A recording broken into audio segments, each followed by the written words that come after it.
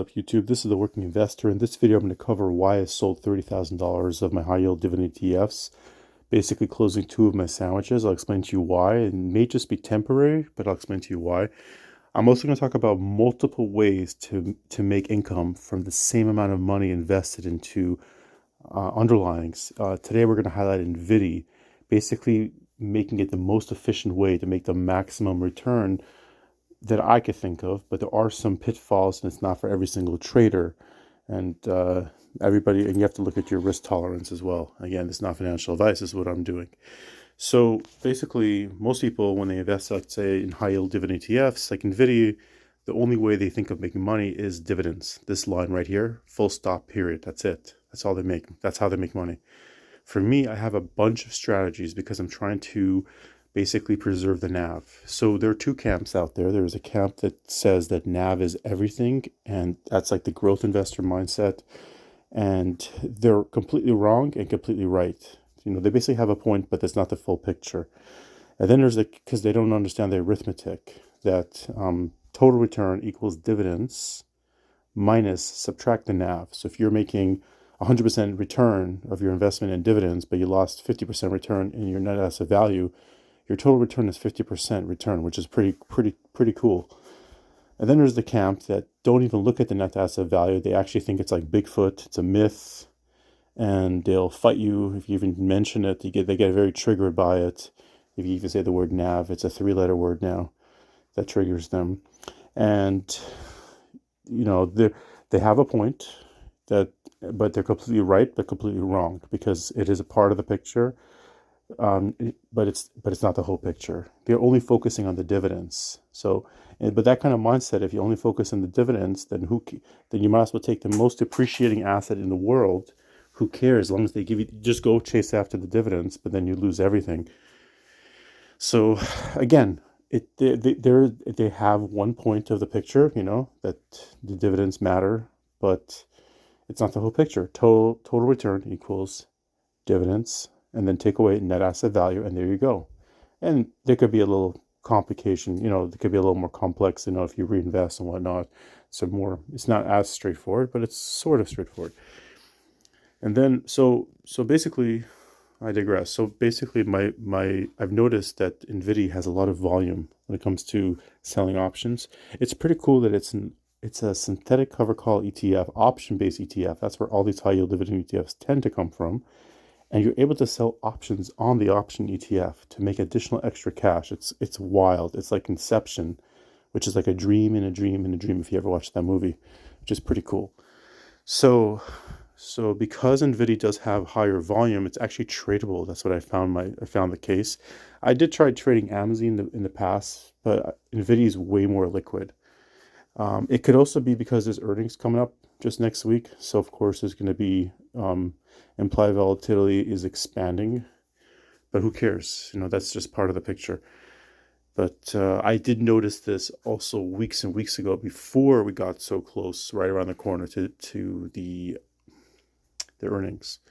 So and I'll give you a specific case of selling cover call like that I've done in a minute.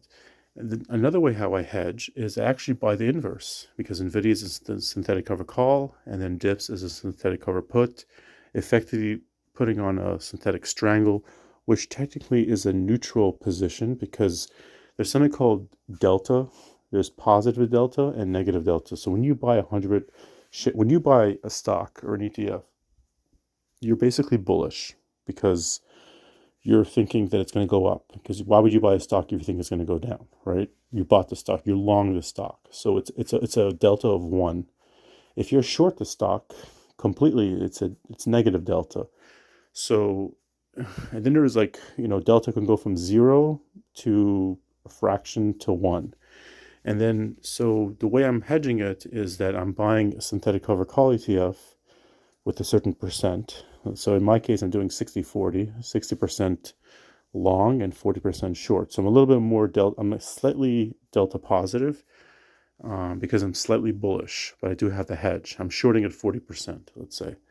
But it's not that perfect, because it depends on the strike prices that the underlying is doing, and it's changing all the time. But it's a you know, you could play around with I've noticed I could play around with my allocation. So I'm using the hedge. And then the next thing I'm doing is free dollar cost averaging. So basically, when one side is when you buy the NVDY and you buy dips, they're inverses of each other. So when one is up, one is down. When one is down, one is up. That's how it's supposed to work. It doesn't always work perfectly, and it's not a perfect hedge, as the prospectus says itself. But what I could do is, they say you want to buy low, sell high, buy low. So basically, when NVIDIA is, above my number. Now, when I say number, I mean my core number. Let's say by $200, I'll rip off, or $100, I'll rip off the top of NVIDIA and then put the proceeds into dips, which is below, which is low in price. Sometimes it's not a perfect system, and because it's not a perfect system with the inverses, sometimes there's a discrepancy on the upside where you have a surplus, which I could tuck away to the side, and sometimes there's a deficit. So basically I'm selling into pumps, core number compounding, yield max TV, Oracle talks about it. So in this specific case, I did sell a cover call of NVIDIA. I got 55 cents extra per share. So whatever NVIDIA pays out, I'm getting additional 55 cents extra per share. And that actually protects me from the net asset value. Now, getting the cover call premium that I'm selling is even better in a way than the dividends, because the dividends initially comes out of the net asset value, which drops. This is like extra money coming out, not including the net asset value drop initially that you hope it will recover by the end of the month. So there is some potential pitfalls. Number one, you have limited upside. That's what, I have limited upside in the synthetic cover call entity, because that's what selling a cover call is. So that's why everybody has to choose whatever strike price makes sense for them, or if they want to go ahead with this move or not. This saying, it says you shouldn't really do cover calls on a company that's having in dividend season or in earnings season. Well, I guess I have two violations, and I'm doing it, every month is dividend season, and right now it's earnings season. So maybe it's not the best time to do it.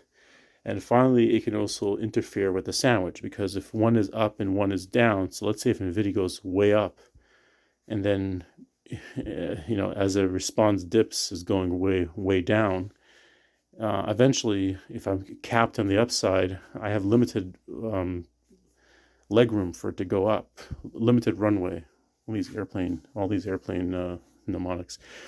So I have limited runway, so I have to be careful.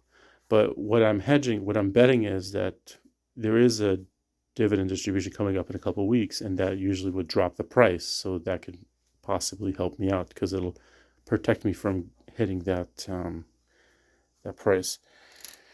I think I'm going to make a separate video to explain. Oh no, we'll go into it now. Let's do it.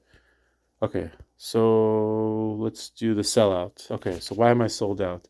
So I made a video showing that, so I sold basically $30,000, which is $15,000 for my Tesla crash, and $15,000 of my CONY FIAT initial investment. When I cashed out, I got $29,941.92.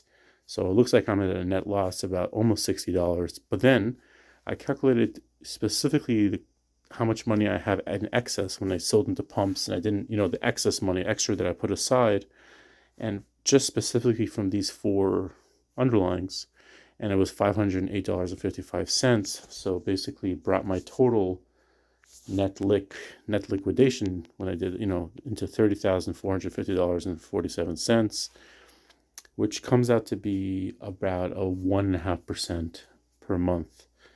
And just as a disclaimer, that this included like the dividends that I received from these underlyings, it was reinvested. So the total basically is that, the 1.5% return. So that's the reason why I did it, was because I was doing back testing on CONY FIAT Tesla crash. Again, I did mention in my video that it's a little too early to jump to conclusions, and I shouldn't be jumping to conclusions because it's only out for a few months. It's not enough time. So why did I do this? So I feel like I'm putting too much weight into this experiment. It's still, even though it's too early to make conclusions, it still doesn't show me. I'm looking for like a signal to tell me, wow, this is going to be amazing.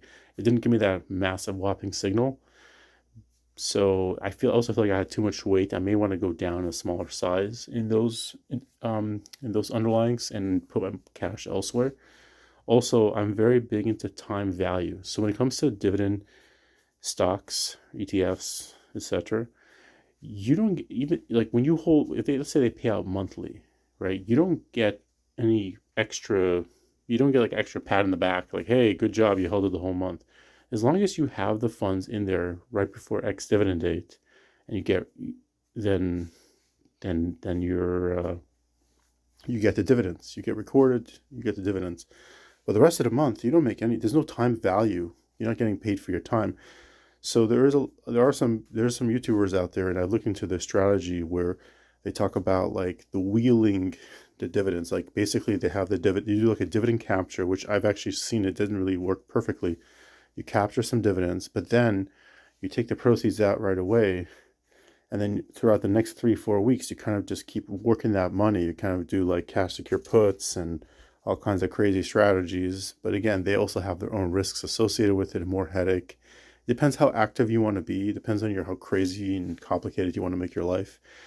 But if you enjoy doing that kind of stuff, I enjoy doing it. So I wanted to go ahead and enjoy it and do it. So I want to get some time value. I want to, get more juice out of it.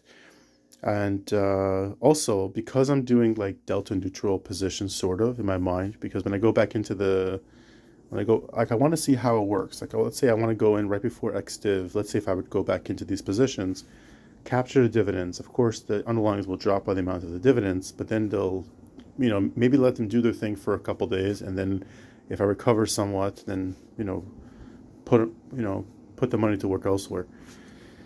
So yeah, that's the reasons why I'm doing it. I can make a different video about it, but I'm testing out right now this very complicated strategy. It's basically a covered strangle, right? That's one strategy using in the money cover call on a triple leverage Russell 2000. Yeah, that's a lot.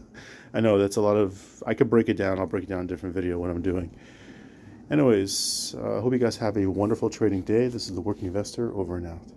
Be well.